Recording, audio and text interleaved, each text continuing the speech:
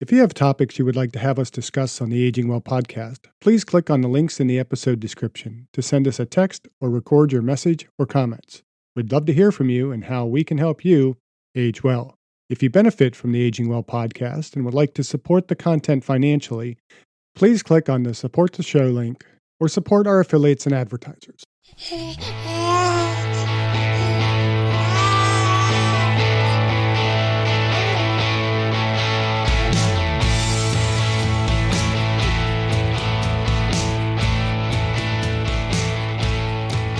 Welcome to the Aging Well podcast. I'm Jeff Armstrong here with Corbin Bruton. In this and the episodes that follow, we will share candid discussions on aging and hear from the experts.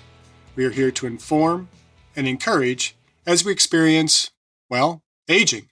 In this episode, Corbin and Dr. Armstrong discuss the importance of incorporating wellness in our daily lives. Specifically, the 5-dimension model of well-centered fitness is discussed. Well-centered fitness is a continuous journey requiring regular physical activity, healthy lifestyle choices, and a positive mindset to achieve and maintain optimal health and wellness and to age well. Dr. Armstrong, what are the most important aspects of wellness that we can incorporate into our daily lives for aging well? Well, I prefer the 5-dimension model that includes spiritual, physical, intellectual, emotional, and social dimensions of wellness. I like to refer to this as well-centered fitness. Why well-centered fitness? And nobody saw those air quotes that you just flashed, but I always put quotations around well-centered fitness. But as you know, I'm a professor of exercise science, and so I tend to think of things from an exercise and a fitness perspective, and I think you pretty much do as well. Okay, so fitness, air quotes, because it refers to something that one improves over time. And fitness can be defined as a state of physical and mental well-being that allows an individual to perform daily activities with vigor and without undue fatigue. Correct. That's a very good definition of fitness. Fitness encompasses the various aspects of physical health, including our cardiorespiratory endurance, muscle strength and endurance, flexibility, body composition. But it also includes mental and emotional well-being, and I would also include as well spiritual, intellectual, and social wellness. So mental fitness relates to cognitive abilities, emotional well-being, and psychological resilience. It involves having a positive mindset, managing stress, practicing self-care, and maintaining good mental health. So I generally prefer to discuss it as the dimensions of intellectual and emotional well-centeredness. Is that why it's well-centeredness? Yeah. So for me, when I think of well-centered fitness, I tend to think of the idea of wellness being a bit more of an asymptote. Remember asymptotes from math classes? Where it's that line that we never quite hit on a graph.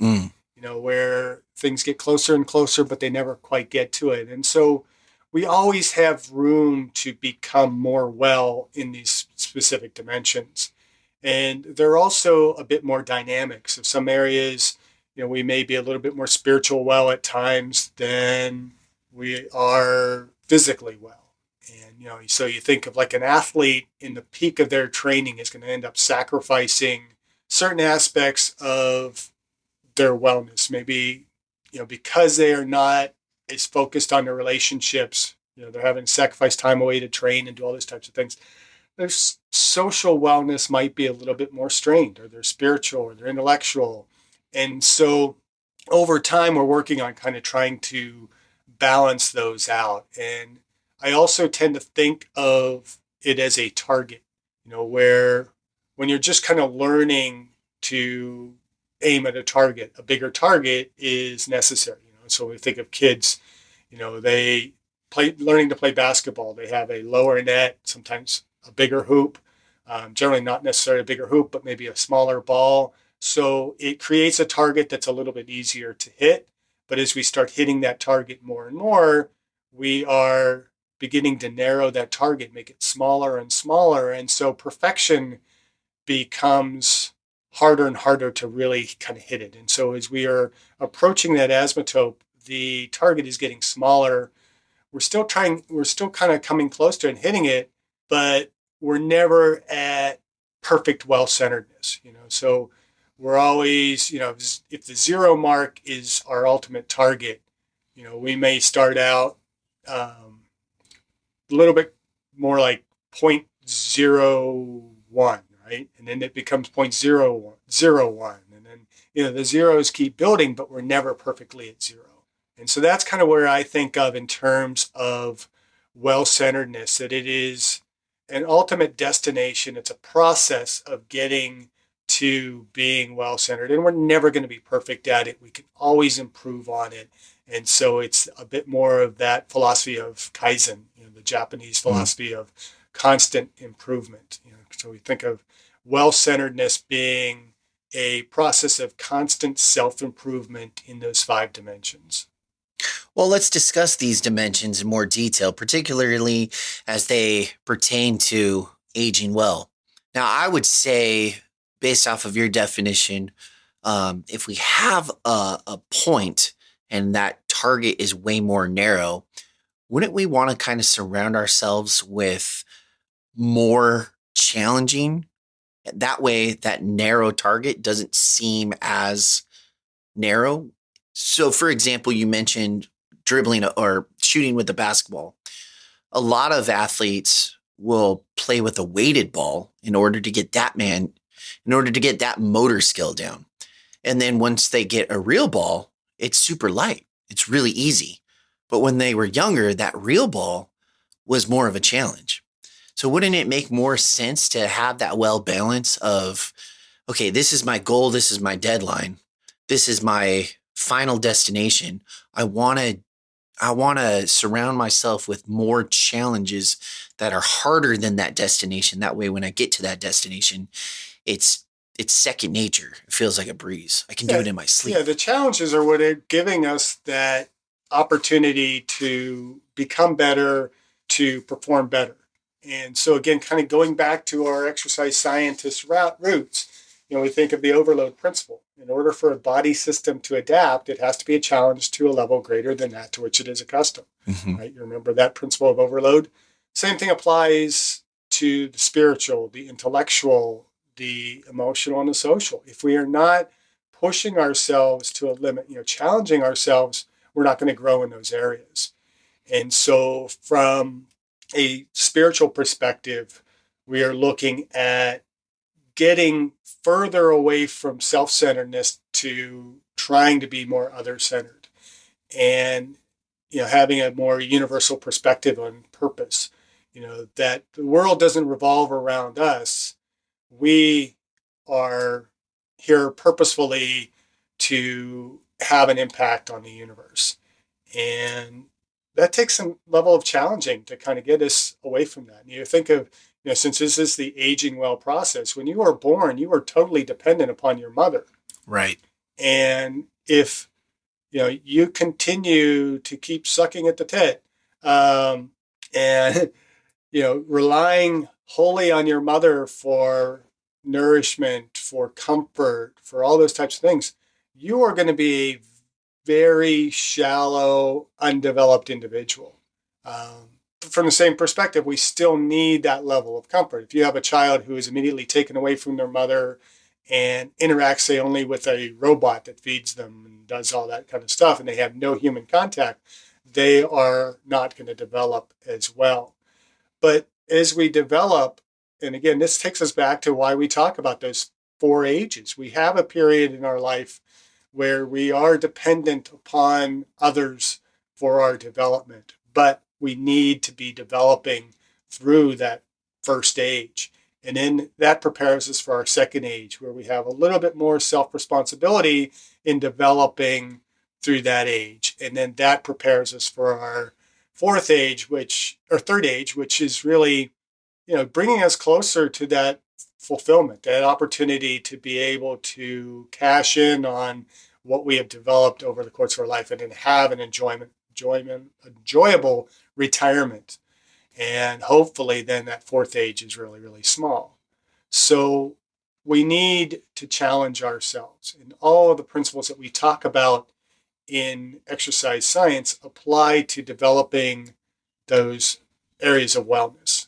And so when I think about developing well-centered fitness, I think about the principle of specificity. So if I want to develop my spiritual well-being, I have to do things that are going to develop my spiritual well-being. I want to develop my intellectual, I have to do things that are going to develop me intellectually, and so on. It has to be progressive. And again, that's where the target comes into play, or that idea of moving toward the asymptote. It's progressive overload that brings us closer and closer to a full, well-centered fitness. We also have the principle of reversibility. We move away from doing some of the things that, say, from a physical standpoint, if I stop exercising as I'm aging, I get into my second age and I'm like, oh, life is too hard. I got too much else going on. I got to stop exercising. We get fatter, we lose muscle mass, we lose function, and we're not going to age well. So we have to continue to kind of do the things that are going to maintain at least those levels of spiritual, physical, intellectual, emotional, and social well-being. And then we have the principle of individuality, that we have to consider that we're all different. We're all going to respond differently to different circumstances, to different stimuli, and our aging process is going to be a little bit different. What is successful aging for me is going to be a little bit different than it is for you. So it's almost as if we have to, for lack of a better word, give ourselves an initial motivational interview in order to figure out what it is that we need to do. What is our goal? If my goal is to lose weight, okay, well, what does that mean?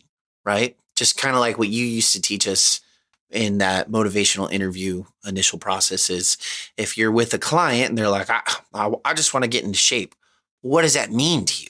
What is getting in shape? And then you break it down to even more goals of what that individual wants. So now you can kind of customize it for that individual, but instead of customizing it for an individual, you're customizing it for yourselves.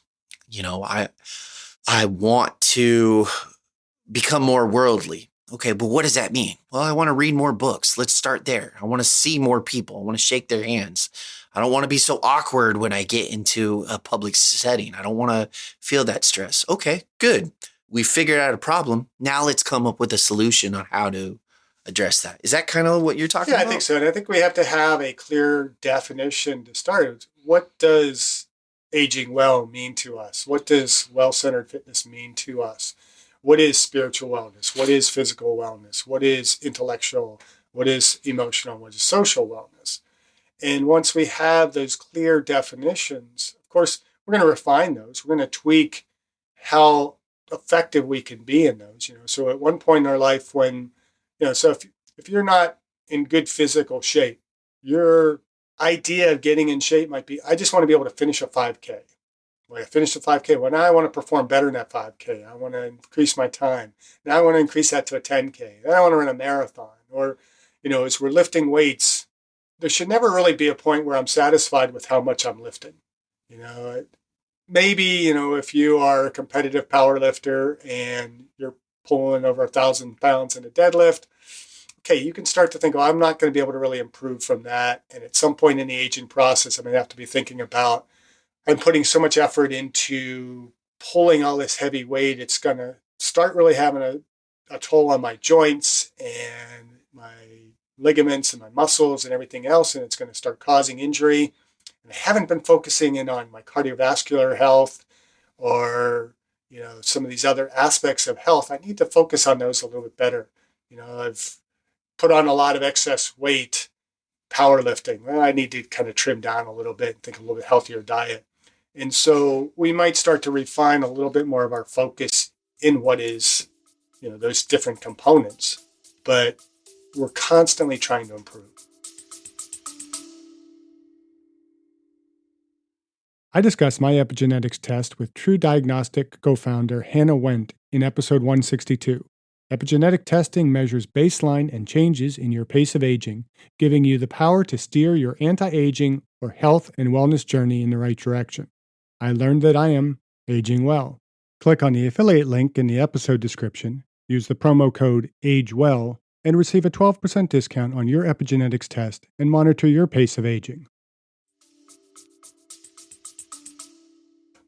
Speaking of that, when we were recording the episode that had to do with quotes and we were looking up our own quotes, it was almost as if every single person that I had looked up, whether it be Arnold Schwarzenegger, Muhammad Ali, Michael Jordan, Amelia Earhart, Nikola Tesla, Albert Einstein, no matter who it was, some of them, all of them actually, had something to do with one of their quotes as far as if you can think it and fully imagine it and believe it in your heart that it's already happening, everything's possible. So, do you think that would play a huge factor in the setting that goal, visualizing it with so much specificity that you start to believe it in your heart that it's reachable and attainable?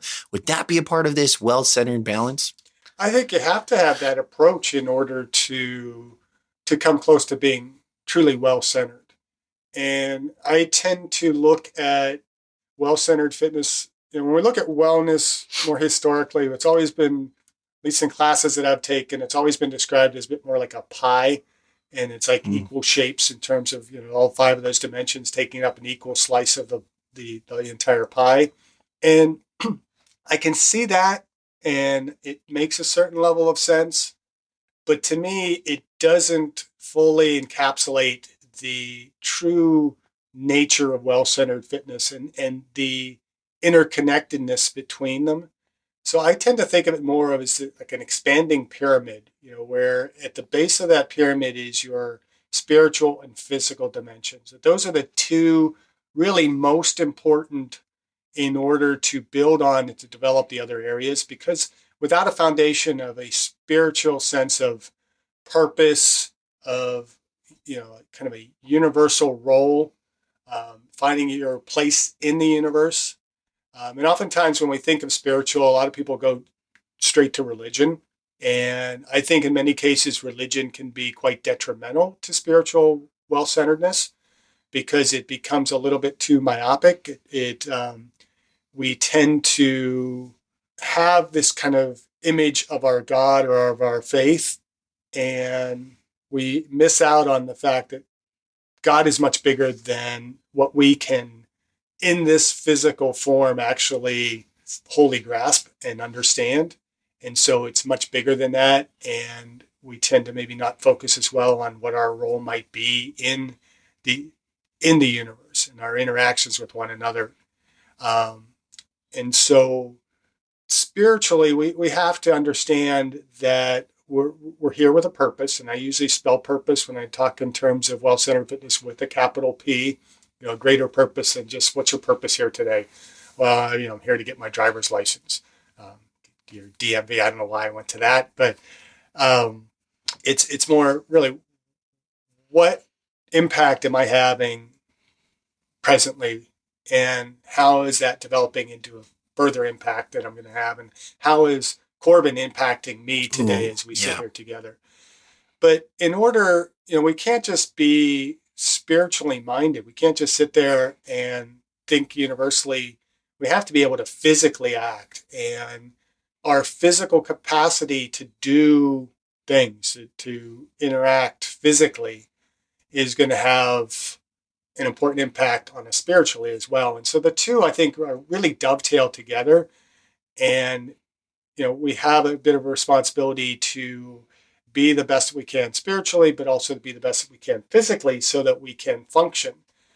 And then the intellectual kind of builds off of that, because our understanding of the spiritual and the physical worlds intertwining kind of help us to pull together meaning out of those quotes that we talked about in the previous episode.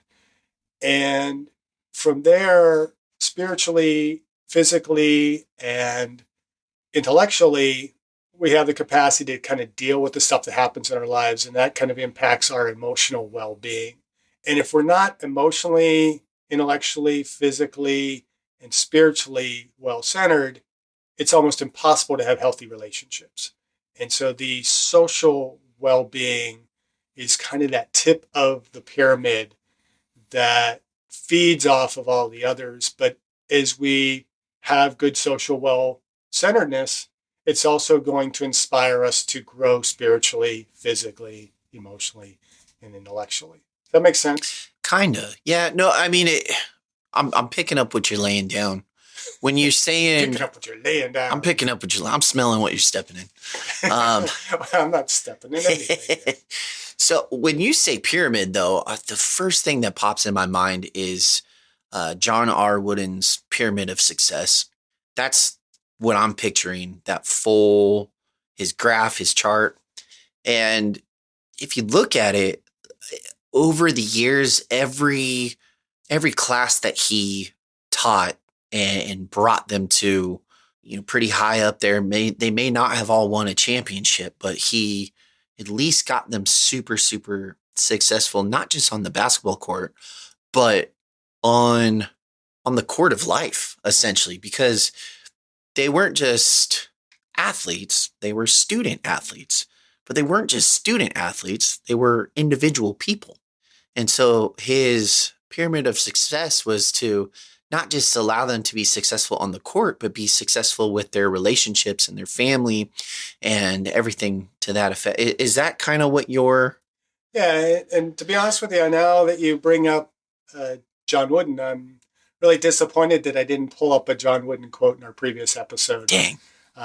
Because, yeah, he was all about that. I mean, he was the level of successful coach that he was because he thought beyond the game. Yeah. He was coaching men. He was coaching them to have an impact in the world. And another person I think of, in that same process is Joe Ehrman, who he played. He played for the Colts back in the day, but he's after his football career, he started coaching high school football and started really kind of working with young men, and going to miss a lot of the different points. I need to kind of really go back to, and I can't even recall the title of his book, and I'll have to kind of include that in the discussion notes. But his focus was on being a transformational coach as opposed to a transactional coach. And, any aspect of what we're doing in life, we need to have a focus of being transformational as opposed to transactional. Trying to make the world a better place by our interactions with other people. And, if you were to ask him how successful this team was, or, what kind of year they were going to have, or, was this a good team? Ask him about his coaching.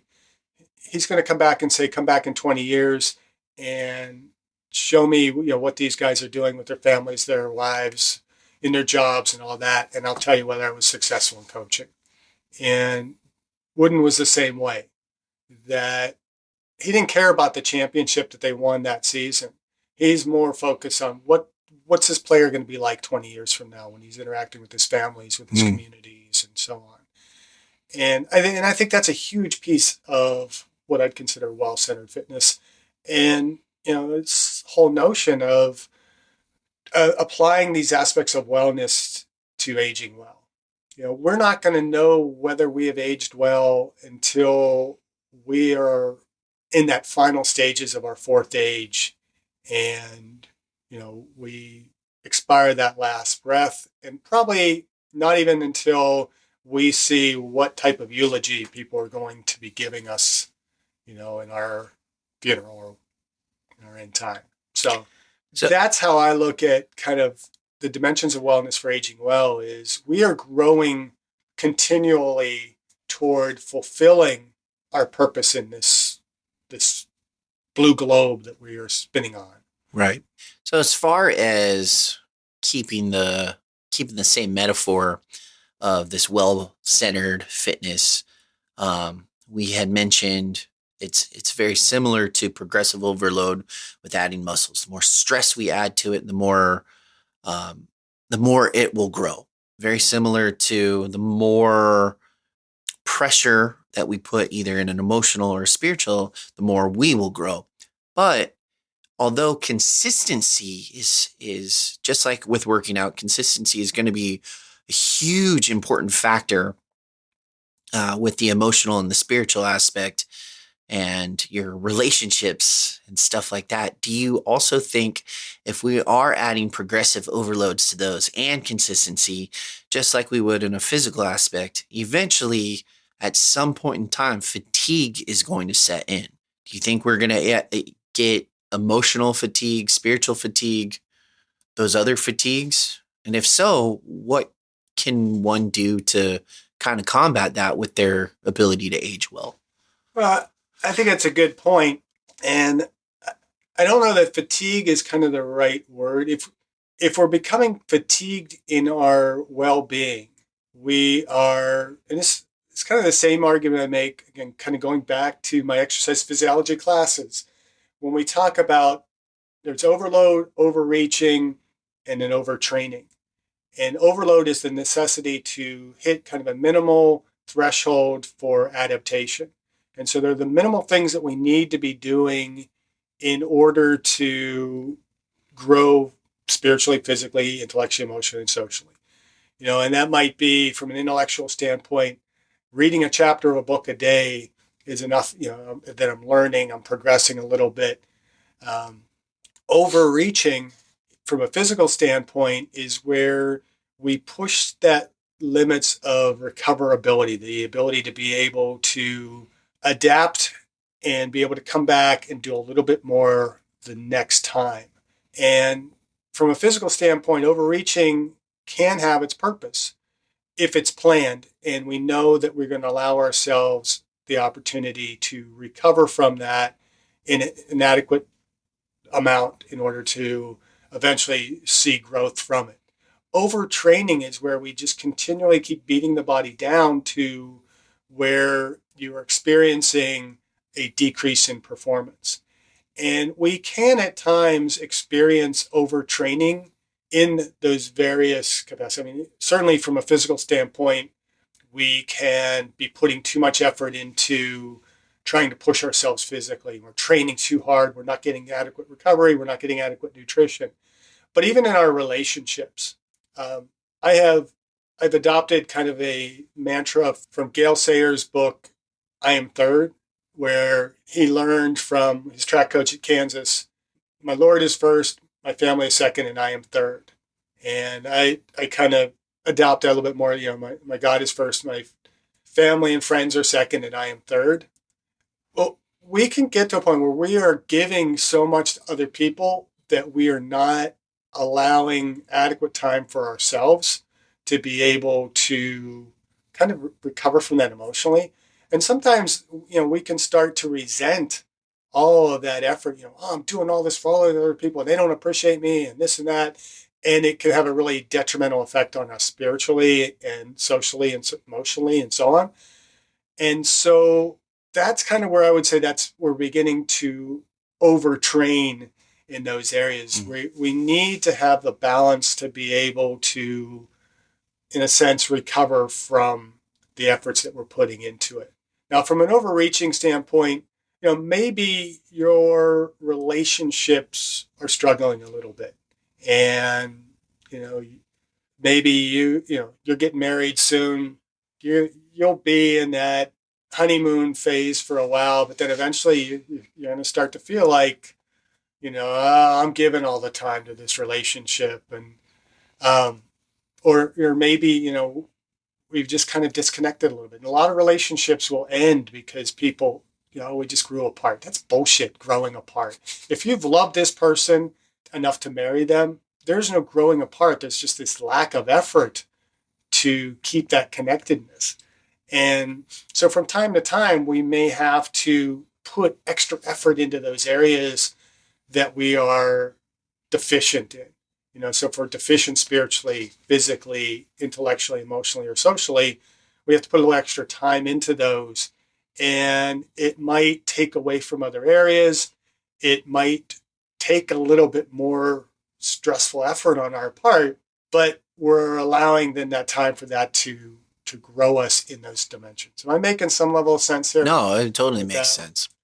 It's almost like how I'm picturing it is, kind of, it's okay to overreach. It's okay to get out of your comfort zone. But just like when you're overreaching and you go to that overextend physically your arm or leg or whatever, it eventually wants to come back to where it needs to be. And that's okay. Sometimes by overreaching, you will pull yourself towards that uncomfortability and then it becomes comfortable, kind of like homeostasis. But when you're overtraining, that's where that fatigue comes in. And that's where you need to step back, relax, have some you time, whether you're physically overtraining and you just need a rest day or a light activity day, or you're just emotionally exhausted. We've all been there in a work scenario.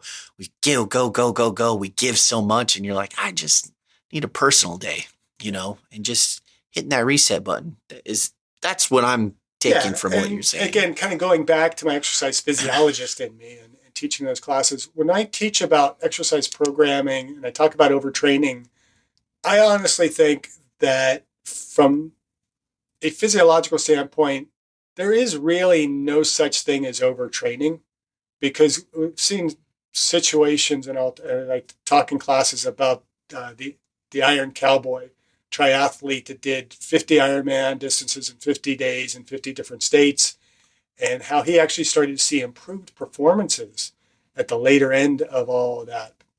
From a physiological standpoint, and all we know about exercise and recoverability, that shouldn't happen. He should have been so beat up and so overtrained. But the reality is the body was able to make those adaptations because he did the right kind of things to kind of promote the recoverability. Well, not only that, but I'm sure his mind also made adaptation. Because when you're struggling and you're going through stuff, you find a whole different you. Yeah, your parasympathetic, your sympathetic nervous systems develop to those excessive stresses on the body. And so we are capable of adapting to much more than we tend to think. But when we look at overtraining, I'll tell my students, that's not an act of doing too much training. It is doing the wrong type of training. It's really a mismanagement of the training stimulus. It's poor coaching.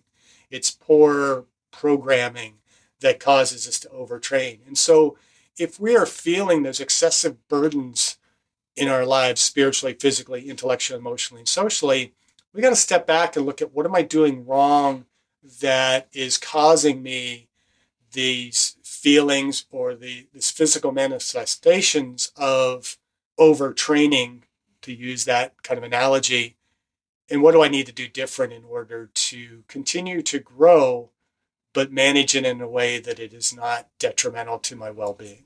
So I guess what we would say is, in conclusion, overall, remember, well-centered fitness or aging well is a holistic concept that encompasses the spiritual, physical, intellectual, emotional, and social dimensions of well-being.